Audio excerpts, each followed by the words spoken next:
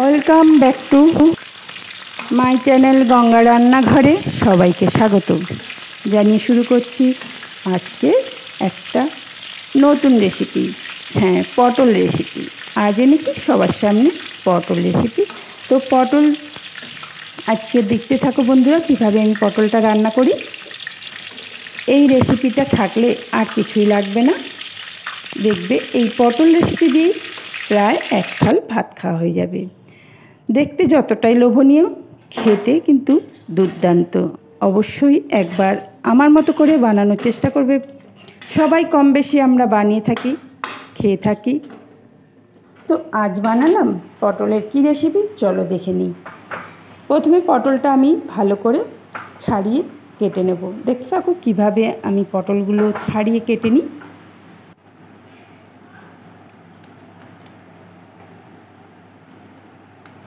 বন্ধুদের কাছে একটাই রিকোয়েস্ট, প্লিজ সবাই একটু লাইক দিয়ে রেসিপিগুলো দেখবে।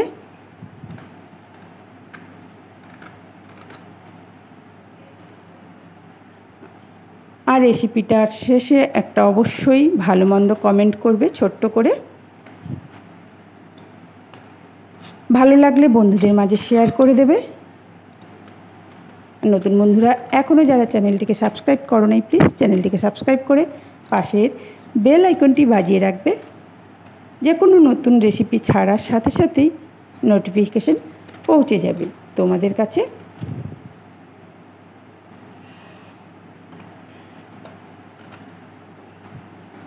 আমরা যে কোনো পটলের রেসিপি কিন্তু সবাই, বেশিরভাগ মানুষই আমরা পটল নিরামিষই খাওয়ার দিনে পটলটা বেশিরভাগ খেয়ে থাকি। তো দেখো, একঘেয়েমি মাছ মাংস কিন্তু কারোরই ভালো লাগে না। তো পটল প্রায় সবাই আমরা খেয়ে থাকি। বেশিরভাগ মানুষই পটলটা আমরা নিরামিষ দিনে বা এমনি সময় ভালো না লাগলে পটলের রেসিপিটা বানিয়ে থাকি। তো দেখো আমি কিভাবে আজকের এই পটল রেসিপিটা বানাই। খুব সুন্দর করে দেখতেই পাচ্ছ। পটলের আমি খোসাটা ছাড়িয়ে নিলাম এবং আঁশগুলো আমি আগে সব পুরোটাই তুলে নিচ্ছি, তারপরে মাঝে মাঝে একটু বেশি ডিপ করে খোসাটা ছাড়িয়ে নেবো, যাতে পটলটা নরম হয়, সফট হয়, খেতে ভালো লাগে। আর পুরো আঁশটা আমি আগেই কিন্তু তুলে নিলাম।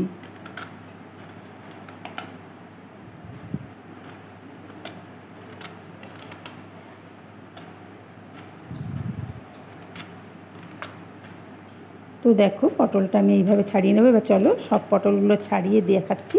তো দেখিয়ে দিলাম পটলটা একভাবে আঁশ ছাড়িয়ে নিয়ে একটু মাঝে মাঝে ডিপ করে কেটে নেবে। পটলটা যদি আঁশটা পুরো ওপরের খোসাটার ওপর থেকে আঁশগুলো তুলে নাও, আর মাঝে মাঝে একটু যদি খোসাও থেকে যায় না, খেতে ভালো লাগবে, দেখতেও ভালো লাগবে। তো আমি এইভাবে পটলগুলো কেটে নিয়েছি,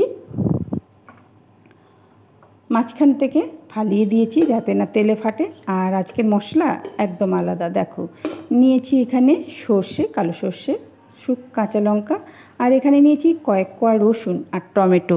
এই দিয়ে বানাবো আজকে পটল সর্ষে বলতে পারো, কারণ এখানে পোস্ত ব্যবহার করছি না। তো এটা পটল সর্ষে। তো পটল সর্ষের জন্য আমি এই মশলা নিয়েছি। আরও একটা মশলা আছে, ক্রমশ প্রকাশ্য, দেখতে থাকো বন্ধুরা। আরও একটা স্পেশাল জিনিস আছে যে মেয়েটার স্বাদটা গুণ থেকে দ্বিগুণ হয়ে উঠবে। চলো মশলাটা রেডি। এবার তেল বসিয়ে দিয়েছি, একটু বেশি করে তেল দিয়েছি পটলটা ভাজার জন্য। তো পটলগুলো এবার ভেজে নেবো আমি, দেখতে থাকো। পটল ভাজাতে কিন্তু আমি কোনো কিছুই ব্যবহার করব না।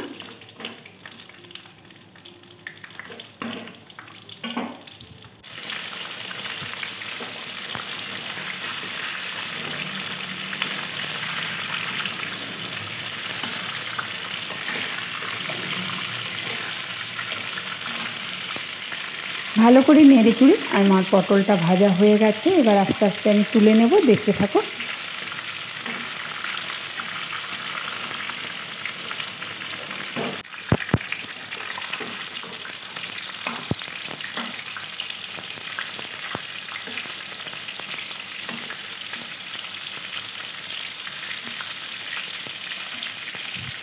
খুবই সুন্দরভাবে লাল লাল করে আমার পটলগুলো ভাজা হয়ে গেছে। এবার আমি তুলে নিচ্ছি।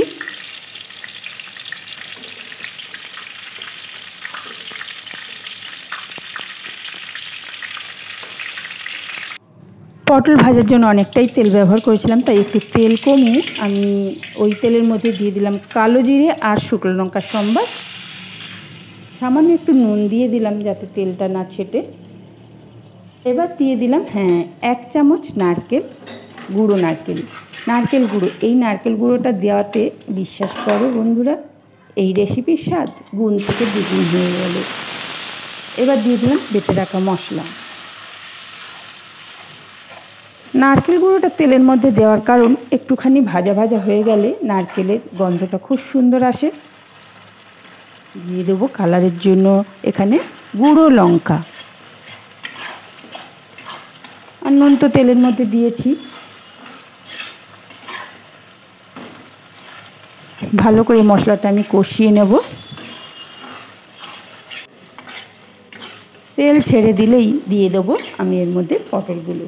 দেখো তেল ছেড়ে দিয়েছে, এবার পটলগুলো দিয়ে ভালো করে কষিয়ে নেব।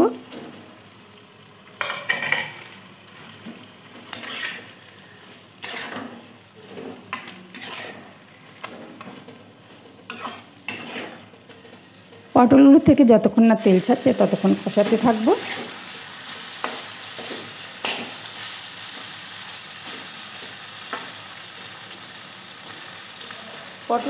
পটলগুলো সবই সেদ্ধ হয়ে গেছে, তেলও ছেড়ে দিয়েছে। এবার পরিমাণ মতো আমি এখানে দুধ ব্যবহার করেছি, জল ব্যবহার করি নাই। এটা দুধ দিয়েই আমি বানালাম। স্বাদ মতো দিয়ে দিলাম মিষ্টি। তো দুধ দিয়ে ভালো করে আমি 3 থেকে 4 মিনিট ঢাকা দিয়ে হালকা আঁচে ফুটিয়ে নেব। তো দেখো আমার মোটামুটি সব সেদ্ধ হয়ে গেছে।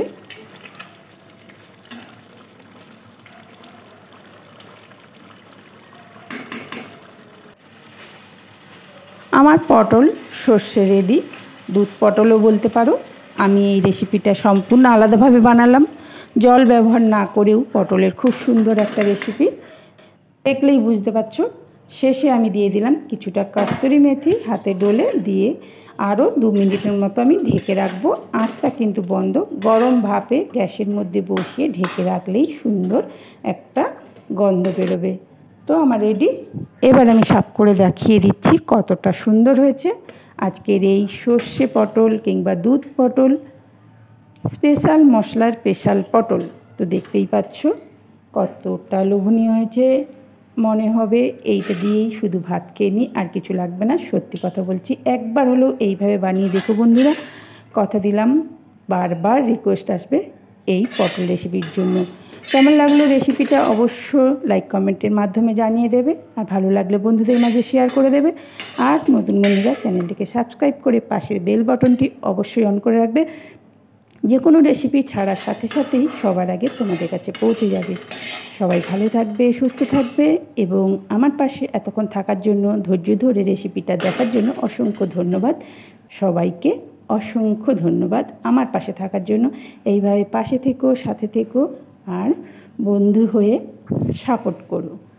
অবশ্যই সবার পাশে, সবার সাথে আমি শেয়ার করতে চাই নিত্য নতুন কিছু রেসিপি।